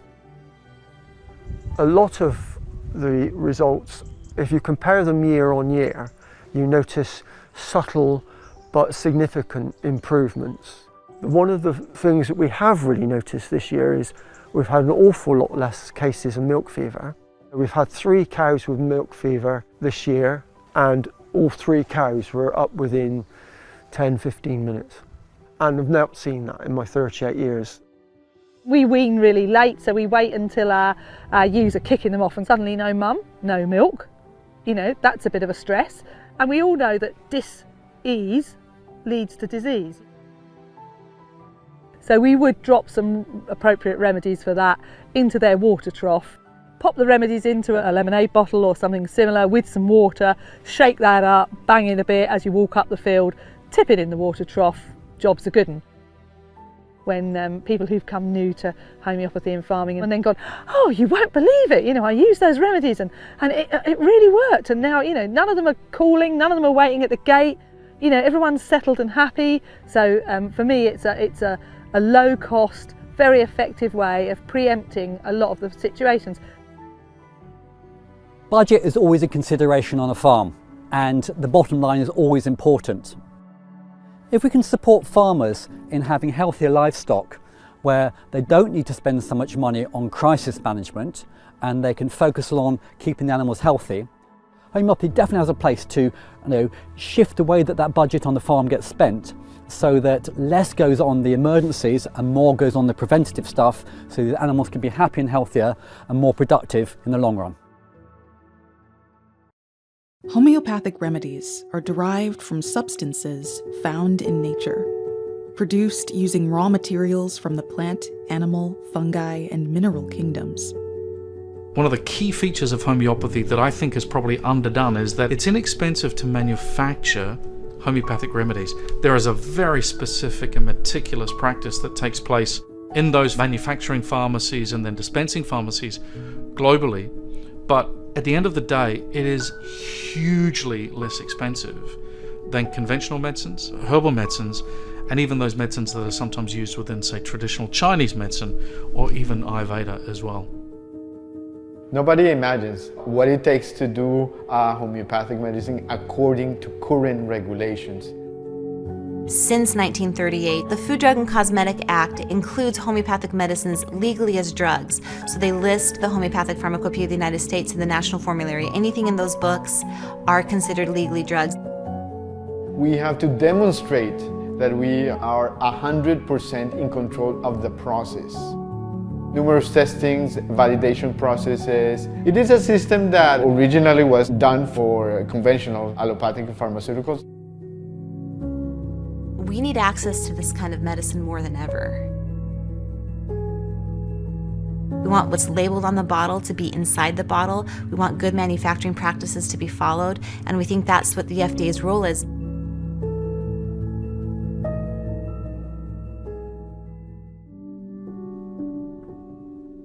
I was in and out of rehabs. I went to 5 inpatient treatment centers. I went to jail 5 times, and I actually went to 5 psych wards. Yeah, it was killing me. The average number of times a person goes through rehab is 10. That means 9 times it doesn't work. That means 9 times they have to get themselves to the point where they have to admit they don't have control over their addiction. That's 9 times they have to admit and make amends to their family. It's 9 times they might have had to have an intervention with their family. It's 9 times they had to hit bottom. The will of the person to rise up again, to white knuckle it enough, to have the humility to go into rehab once again, is, how can you measure that? That's an extraordinary price for an individual to pay. So I was 22 years old. My dad was my primary caretaker at the time. I had been going to see doctors for years, and I would come in like a super manic psychotic state, and they would throw some really gnarly antipsychotic medicine at me. The medicines that they gave me, they stripped like everything good about me I lost. My personality, my drive. I'd take like a really heavy antipsychotic medicine. Like I just walk around blankless, listless. There was no life within me. And then I would just get drunk, try and make it feel better, and then eat a bunch of bad food because it gave me this insane appetite. I gained 30 pounds in a month. From the age of 19, I started to deal with like very severe delusions. The delusions ranged from extrasensory perceptions, feeling like I knew what people were thinking when they were thinking it. When I was in the room, I had this energy that was like a movie star walking into the room. That's just how I felt. Philip was psychotic. He liked talking to television and honestly thinking he was getting a response or feeling that the CIA was after him. You know, just a bunch of really scary things.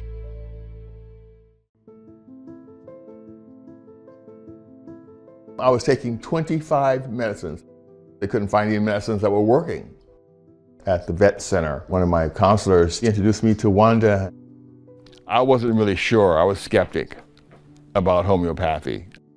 But Wanda came visit me at home here a couple of times and brought me remedies. One day I woke up and I was feeling a little better. And then I started to feel better. And then I feel,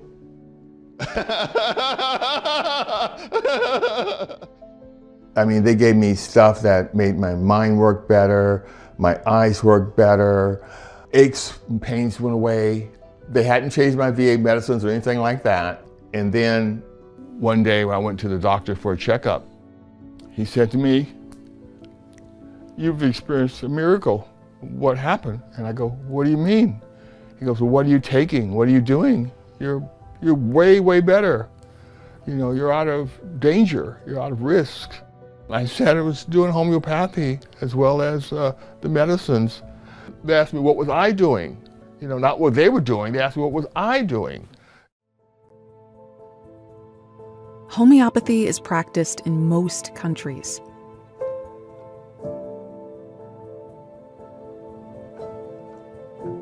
There are so many people that use homeopathy. There are at least 550 million users of homeopathy globally. We know that there's 220 million folks in Europe that use homeopathy on a regular basis. We look at the common use in homeopathy in France or in England as well, or Switzerland. What we're seeing is that homeopathy provides a very strong preventative model, so that what we're seeing is a lot healthier population, a lot fewer side effects from regular medication, but not, of course, overusing allopathic medicine. Today, in Germany, 57% of Germans used homeopathic medicines. In France, 95% of pediatricians and general practitioners incorporate some of homeopathic medicines into their very practice. 54% of French oncologists refer their patients with cancer to homeopathic physicians. This is an integration of taking the best of conventional medicine and the best of homeopathic medicine. This is 21st century medicine. Switzerland is a really interesting case. Homeopathy is completely normal there, it's well integrated into the public healthcare system, and it continues to be delivered as part of the mainstream medicine in Switzerland. If there's one country where homeopathy is alive and kicking, it's India. They actually have homeopathic hospitals there, and doctors use only homeopathy. And homeopathic doctors there actually go through medical school, so they study medicine, but they use only homeopathy to treat all the conditions. 100 million people in India rely on homeopathy for all their medical care needs. So that's not only coughs and colds, but we're talking about asthmas, we're talking about pneumonias, we're talking about heart conditions. It's in every hospital, in every clinic. You get in a taxi there, if you say you're a homeopath, they have ultimate respect for you instantly, which is refreshing. It's just normal and they know it works.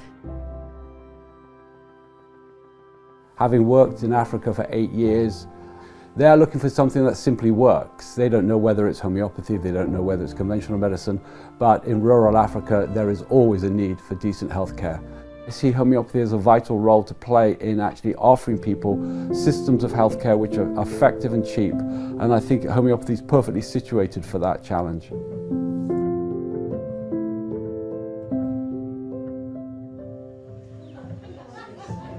Mary is one of those patients that comes to mind.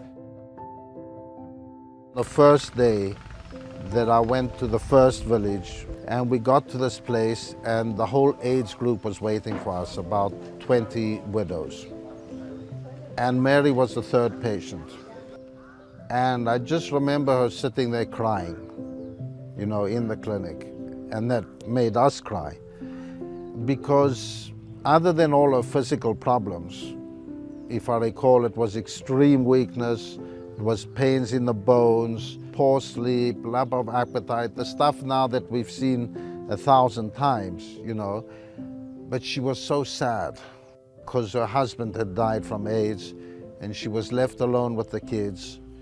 She had zero money and zero work and zero ability to work. It was just heartbreaking, really, to see her like that. Nilikuwa na udhaifu, alafu saa ingine kule kuchoka choka, saa ingine mpaka ukajinyanyapaa mwenyewe ukajiona kwamba hata mimi sifai, lakini kutokana kuanzia kutumia hizo dawa nikaona ni hali ya kawaida, nikawa na imani. And she did so remarkably well after a month. I always remember her coming back and so happy and saying, I feel so much better, we want you here, we love your medicine. And she was almost dancing and singing in the clinic, you know. It was such a big difference between that sad woman, you know, full of aches and pains and can't eat and everything else, and the person who I've seen now for 5 years on a fairly regular basis doing so well, you know, CD4 up and healthy and, you know, hardly any problems at all. She survived. Nilipata furaha iliyoje hata kuelezea kwa kweli naweza nikashindwa, kwa sababu nilisaidika kifamilia kidogo na mpaka mimi mwenyewe nikaona kwamba mimi nina nguvu, kwa sababu nilikuwa sina nguvu tena.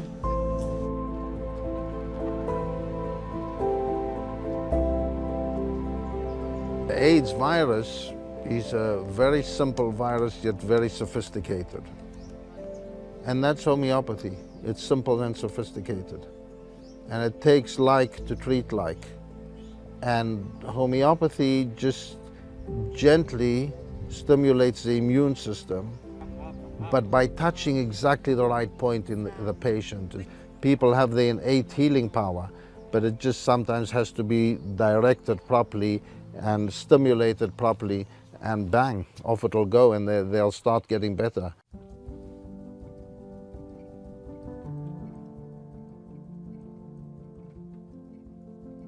homeopathy improved my life greatly, greatly.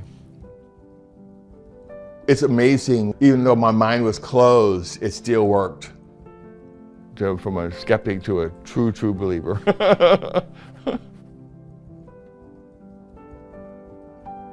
Albert level out with a healthy plateau to see where it goes from here. Not only did it change my health, it changed the way that I thought about my health and how to care for myself. It is really underrated. It is amazing what it can do for you. It is amazing how it helped me. Didn't make my hair grow back though.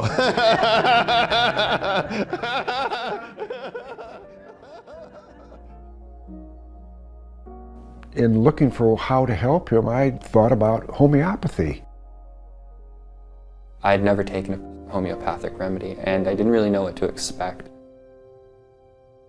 About after a week, I felt different. Like I felt significantly different. And there was this powerful moment that my dad remembers very well where I walked into the kitchen after a week of taking the remedy, and I looked at him and I was just like, I've been crazy, huh? He's like, yeah. The beauty of homeopathy in the addiction space is that the trauma is healed. Anytime there's a physical or emotional addiction, usually there's underlying trauma, physical or emotional. I was getting back to myself. I was getting back to who I am and having that confidence of be like, okay, yes, you had these delusions, they're not real, you know? Believe the things that are in front of you, believe your real life. And what's crazy is that it really wasn't until that aspect of my recovery was taken seriously, until I took the homeopathic remedies, that things got better. Because I would go into treatment and into jail and into psych wards, but I would always be manic and I would always be unable to take the treatment seriously. I'd be there, but I really wouldn't be there. And after I began to come out of that delusion, I was able to go to treatment and get sober. The whole process was about 2.5 years. You know, it helped turn him around. I'm forever thankful homeopathy saved my son's life. I celebrated 11 years of sobriety this year. There's nothing more profound in my life than my recovery and my sobriety, and the fact that it began with homeopathic remedies is kind of crazy, but I mean, it is the truth. And I'm super happy to share it because I'm in the program of Alcoholics Anonymous. By fully disclosing yourself and our problems to other people, we can help people.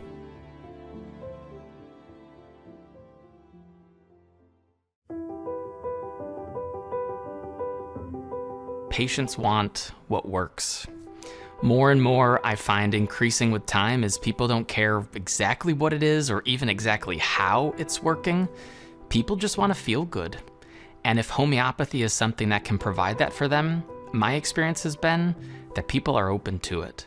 They're like, hey, what's the upside? You know, upside is this could make a huge difference in your life. What's the downside? Well, there's not really that much downside, so okay, let's give it a go. People feel like they're kind of numbers being walked through a corporate model of medicine, and they're not really receiving the attention and care of being an individual.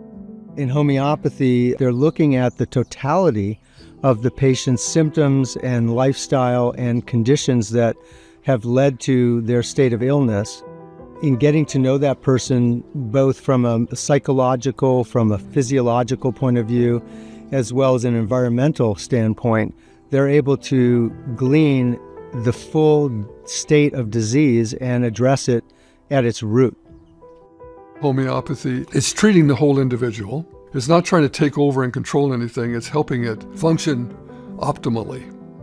Once you really understand what people have suffered and what they've gone through and how they're coping and what their symptoms are, like the real person is there and it's being shrouded by this dark blanket, which is the illness, and then I have the tools to make that better. We homeopaths, we are privileged to be able to enter into the life and the mind and the emotions and the deep feelings of that person and be able to help them. where they hurt.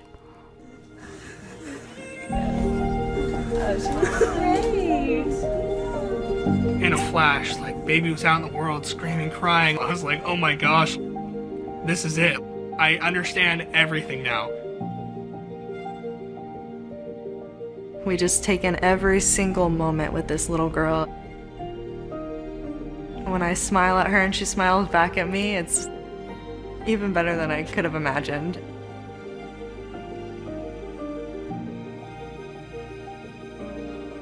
There's a time and place for Western medicine, and I never exclude it, but I think homeopathy should be first on the list to at least try.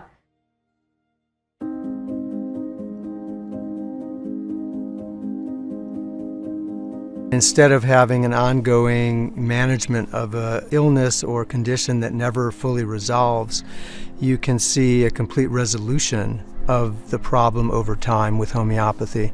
You'll see that your well-being gradually improves in every aspect. Your relationships improve, your energy improves, digestion, sleep, mood, all of those parameters will improve over the course of treatment with homeopathic remedies. And this is something we just don't see much with conventional medicine. Listening to cases such as a child with asthma who responded to homeopathy and a child with colitis who responded to homeopathy, my jaw was just dropped because I knew those ailments could be managed with medicines, but I never knew that they actually could be completely healed. The clinical need for homeopathy is getting greater and greater. And what I mean by that is some of the public health challenges that we are facing today, whether it's the failure of antibiotics, whether it's people taking far too many pharmaceutical drugs, often 5 or 6 different drugs in a cocktail, and nobody has any idea what that particular cocktail is going to do to them. I think we're really reaching a point where people are asking for something different in their healthcare. And homeopathy automatically ticks a lot of the boxes of what people are looking for now. It's individualized, it's gentle, it's green, it's inexpensive, and it's non-addictive. I mean, really, it's just a beautiful form of medicine. Every year, medicines correctly prescribed encompasses thousands and thousands of deaths, and these are with medicines correctly prescribed. This is the safest category of drug the FDA has ever regulated and ever probably will regulate. In the United States, we're talking about a good 20% of the GDP, or the gross domestic product, is spent on healthcare compared to every other country in the world. We are the highest spending country on healthcare, and unfortunately, we do not have the best health rates of any country in the world. Our healthcare system is supposed to be providing good, reliable, decent, sustainable, and health-promoting care, and it's failing. Physician burnout is the highest it's ever been. Taking care of people with chronic illness is estimated to absorb about 75% of our healthcare expenditures in the United States today. When this burden can be taken out of the system, then you can develop a much broader system that can actually more effectively deliver care. When you're on a conventional medicine on a regular basis, it can add up to thousands of dollars a year, which in the long run is not sustainable for a lot of families. Whether we're putting in through taxes or whether we're putting in through insurance premiums, we are all paying, and we all end up being responsible for each other's health in one way or another.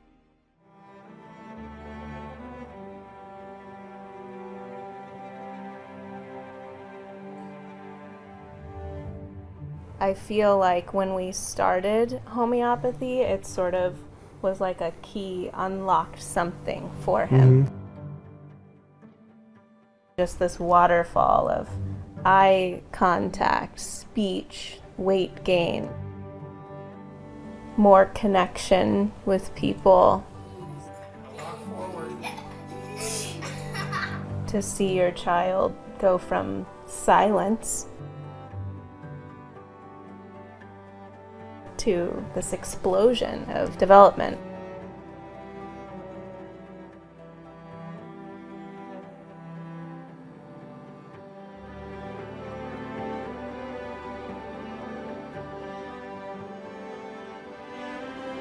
That's what I feel like it did for him, and it gives us hope. It feels amazing.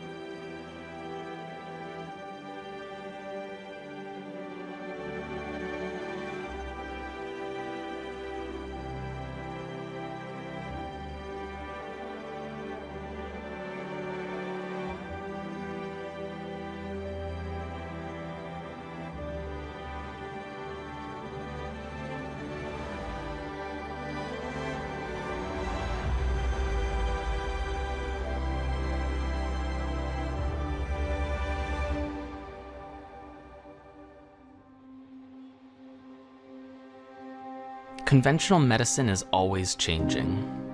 And what was conventional in the 1800s with using highly poisonous substances and bloodletting, today we think, what were they doing? But at the time, that was what was accepted. 10 years from now, 50 years from now, 100 years from now, there are going to be things that people in the future are going to look back and say, what were they thinking?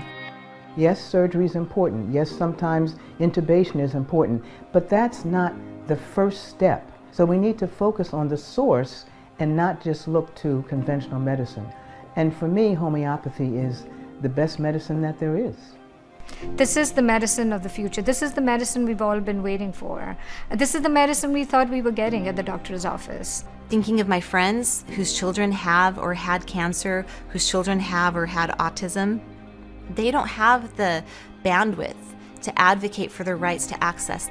This is something that our generation will be known for. It's the generation that fought for health. Health is our struggle, and we have to shepherd this in and protect our families and their future. It goes beyond disease, it goes beyond the conventional diagnosis. What you see happen when people are under effective homeopathic treatment is you see them start to blossom in their lives. When someone's chronically ill and they're in the sickness model, they're just stuck and focused on themselves. When someone's really healthy, now you have a human being that can contribute to life. The more healthy cells you have in your organs, in your tissues, the more health you have in your overall organism. The same is true in society and the world at large.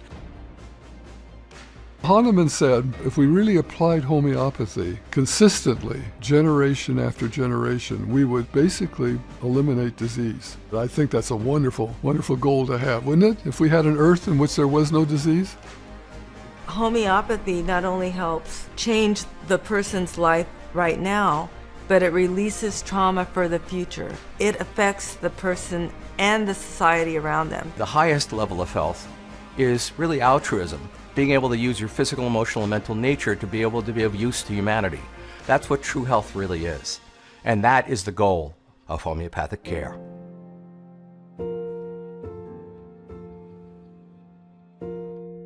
It is said that the measure of our morality is based on what we leave for the generations that follow. That we leave a better world than the one we inherited. We are not passive bystanders, but active participants in a universal creative process, leading towards greater beauty and order. Humanity's very survival is dependent on those creative, universal laws and principles found in nature. Homeopathy's law of similars is one of those principles that can forever change the course of our relationship to disease, helping to bring humanity to a more harmonious and brighter future.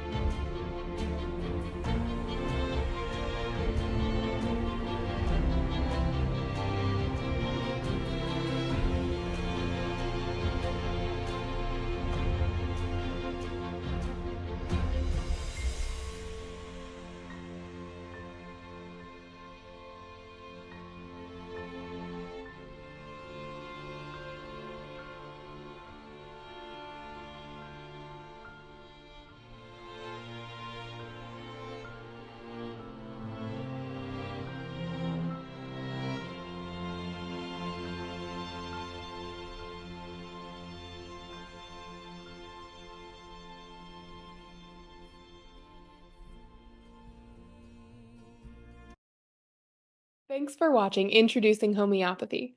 I'm Isabel Wells, the Communications Director for the film, and we're thrilled that you were able to join us for this exclusive screening event. This film was truly a love letter to homeopathy and would not have been possible without the support of the entire homeopathic community. Thank you for your contributions and for joining us today. We hope that the film has inspired you to take your next steps with homeopathy, and we've created a curated collection of over 20 homeopathy resources to help you do just that. You can visit introducinghomeopathy.com/resources to get started. In addition, if you'd like to stay up to date on the film and our future projects, you can subscribe to our newsletter at introducinghomeopathy.com/newsletter. Subscribers will receive exclusive updates, film footage, and more. We're excited about our future video projects, including a 10-part docuseries called Investigating Homeopathy, where we dive even deeper into every aspect of homeopathy. These future projects, just like the film, will require the support of the entire homeopathic community. If you'd like to provide a financial contribution to the film or these future projects, you can visit introducinghomeopathy.com/donate. Donations of $500 or more will be listed on our website, and regardless of the size of your contribution, you'll receive a premium gift as a thank you. Once again, these projects could not be possible without the support of the homeopathic community. Thank you for your contributions. We would love to hear about your experience watching the film or answer any questions you might have. You can email us at thefilm@introducinghomeopathy.com. Thank you for joining us for this exclusive screening event.